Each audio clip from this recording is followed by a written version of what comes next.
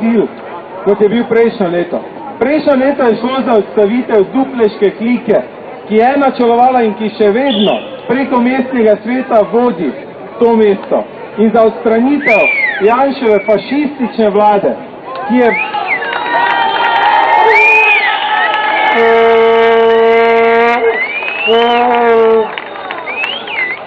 v končni fazi bila pripravljena celo na odprt vojaški spopad na ulicah, da obdrži svojo oblast. To jesen imamo opravka z kvazi levičarsko vlado, katere edini cilj je razprodaja vsega premoženja, hkrati pa kimanje neoliberalnim gospodarjem iz Bruslja in Berlina.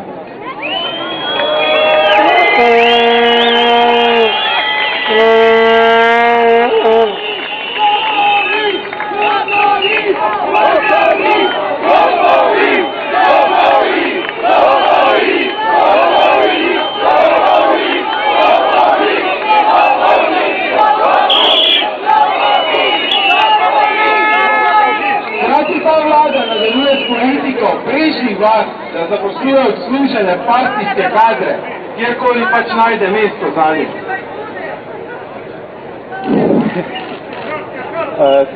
Ta vlada s svojimi davki vsak dan bolj duši ljudstvo, hkrati pa ne zna priznati, da so davki na plače v Sloveniji dvakratnik evropski, kapital pa v naši deželi uživa dvakrat manjšo obdavčitev kot v Evropi.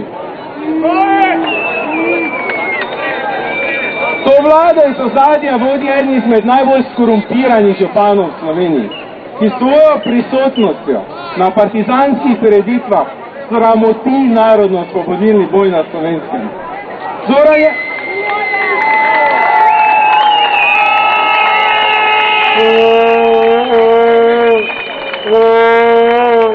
Zoran Janković je človek, kateremu je politika samo pot.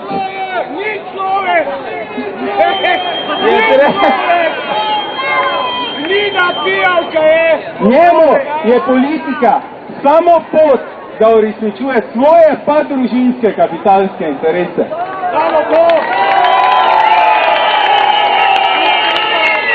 Njegova skrb za delavski stan pa samo ena iz njegovih neštetih laži.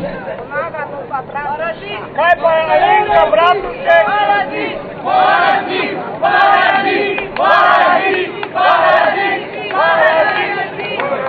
Ampak skupaj posamezniki so samo simptom sistema, ki se razvil v zadnjih 22 letih v Sloveniji.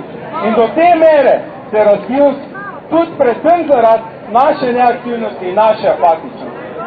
Iz prehoda iz prejšnjega, sedanje leto, smo dokazali, da znamo biti aktivni in znamo spreminjati stvari.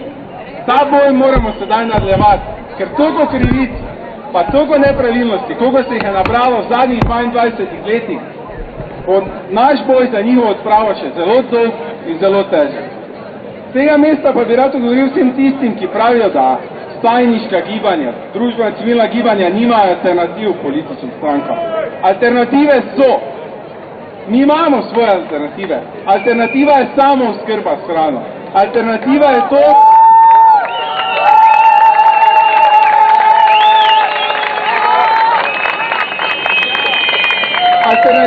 to, da preko samoorganiziranih mestnih četrti pritiskamo na oblast.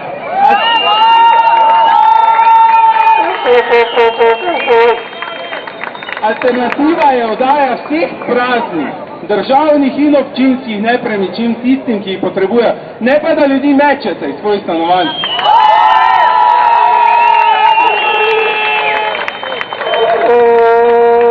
Alternativa so progresivni davki, kjer tisti, ki zaslužijo enormno veliko, tudi enormno veliko prispevajo skupno blagajno.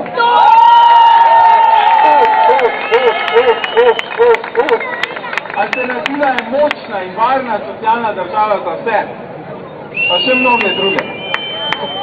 Na koncu pa bi rad spomnil še na naše borce, ki so bili pred kratkim sicer nepravnomočno obsojeni na zaporne kazni.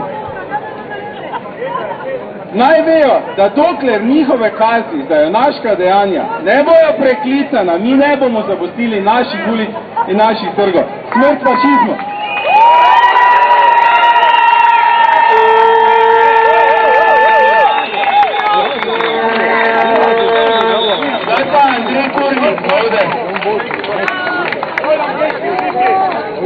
Hvala.